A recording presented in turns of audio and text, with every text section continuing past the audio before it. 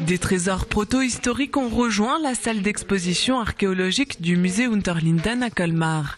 Une des plus grandes nécropoles d'Alsace a été mise à jour à Sainte-Croix-en-Plaine. Une fouille menée en 3 temps, la première dans les années 80, la deuxième de 97 à 99 et la troisième en 2005. Le point de départ a été une série de photos aériennes, les premières prises dans les années 80 et qui avaient révélé des fossés circulaires fermés, des photos déterminantes.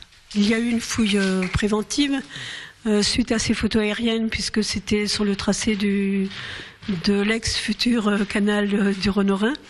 Et en fait, ces fossés circulaires sont la seule trace qui reste de tumulus qui ont été nivelés par les cultures et qui ont livré donc une série de tombes de l'âge du bronze et de l'âge du fer.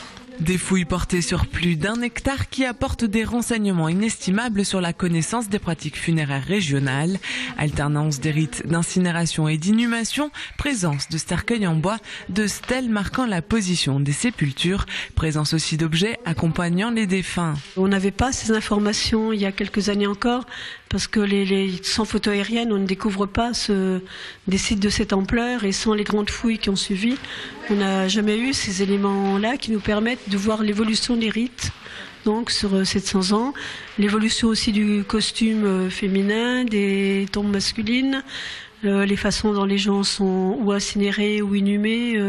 Donc on a appris énormément de choses sur la vie et la mort de nos ancêtres celtes. Les éléments de cette nécropole seront exposés au musée Unterlinden de Colmar jusqu'au 23 juin.